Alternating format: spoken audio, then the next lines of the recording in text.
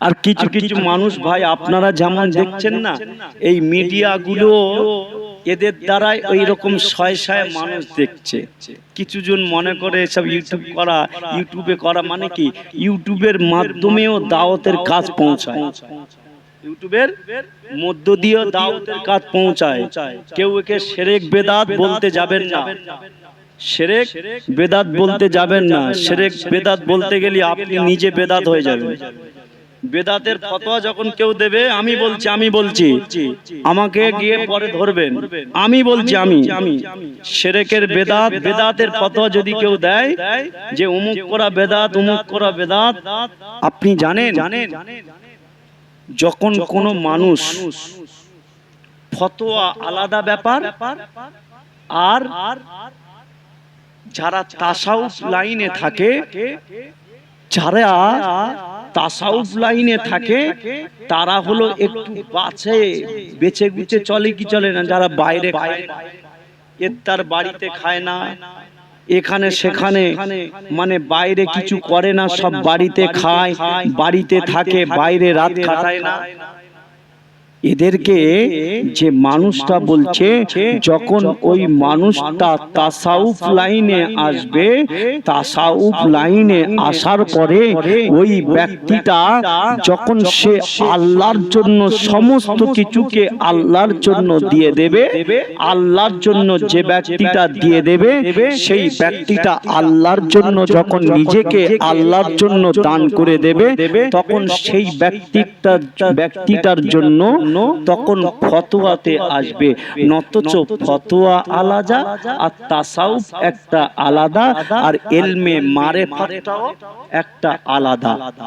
যেখানে সেখানে বেদাত ফতোয়া, আমার ওখানে অনেকে অনেক জিনিসের উপরে বেদাত বেদাত করে চিল্লাতো, সব চুরমার করে দিচ্ছি। বেদাত কি? বেদাত হলো তুমি নিজেই বেদাত হয়ে যাবে। আচ্ছা বলি, যদি নবীর জামানায় যেটা ছিল না এই জামানার সেটা যদি করে তাহলে বেদাত হবে না? এই কথা বলো না। এখন যদি কেউ বেদাতের ফতোয়া দেয়, এখন কেউ যদি বলে কবরস্থানে গিয়ে হাত তুলে দোয়া করা যাবে না, এটা বেদাত। কেউ যদি বলে মসজিদে আজানের পরে দোয়া পড়া, হাত তুলে দোয়া করা যাবে না, এটা বেদাত। নামাজের পরে হাত তুলে দোয়া করা যাবে না, এটা হলো বেদাত। কলেমা পড়া যাবে না, বেরহমাতিকা ইয়া রহমান রহিমিন পড়তে হবে, কলেমা পড়া বেদাত। কোনটা বেদাত বলা যাবে না। বেদাত বলে ফতোয়া দিয়ে মানুষকে গোমরাহি করা যাবে না। বেরহমাতিকা ইয়া রহমান রহিমিনও বলতে পারে, কলেমাও বলতে পারে, লা ইলাহা ইল্লাল্লাহু মুহাম্মাদুর রাসূলুল্লাহ এটাও বলতে পারে। লা ইলাহা ইল্লাল্লাহু মুহাম্মাদুর রাসূলুল্লাহ যদি কেউ বলে, পাঁচটা নামাজের ভিতরে অনেক নামাজ কলেমা শুদ্ধতার সঙ্গে বলতে পারে না, সেই ব্যক্তিটা ইমামের পিছনে যখন ইমামকে অনুসরণ করে কোন জিনিসটা যখন পড়বে কিংবা শিখতে চাইবে, তখন সেটা শুদ্ধতার পরিচয় দেবে, তখন তার ওই ভুল ত্রুটিটাকে দূর হবে আর কলেমাটাও ঠিক হবে।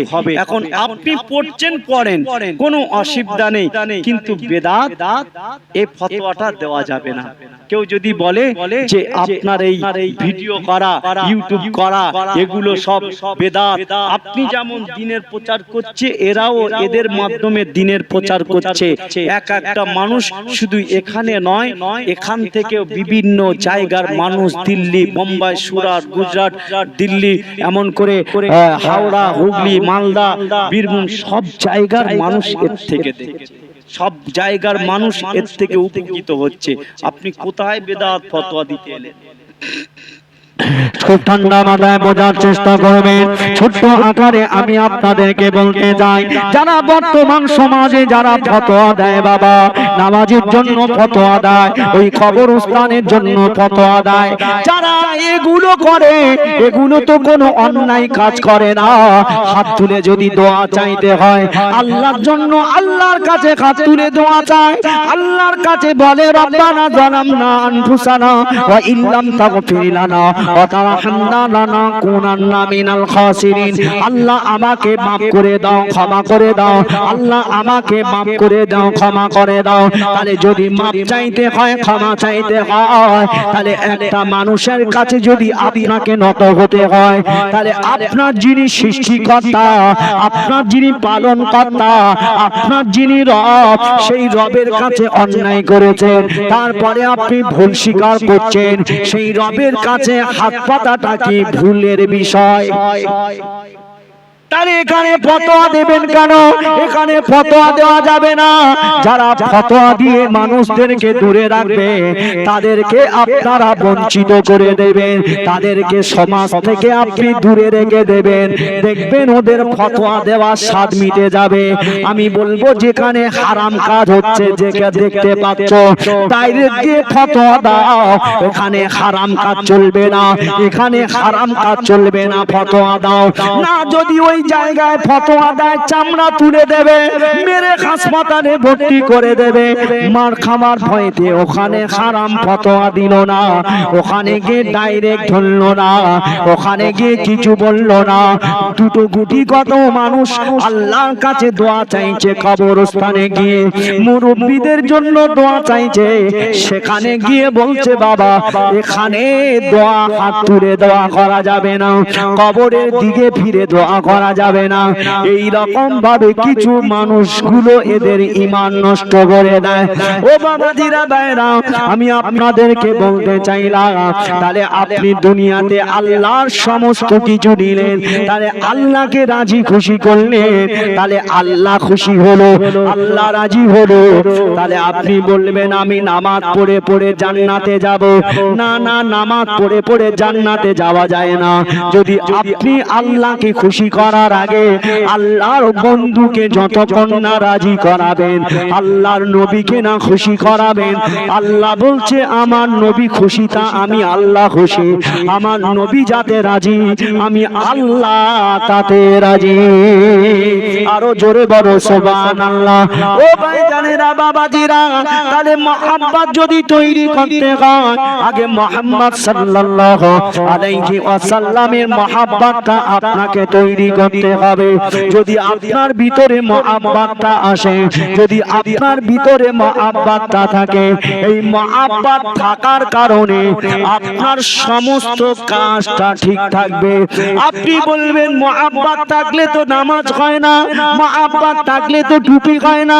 আমি আপনাকে বলবো মুহাব্বত থাকলে, আপনার মুহাব্বত যদি থাকে, আপনার ভিতরে নামাজ এসে যাবে।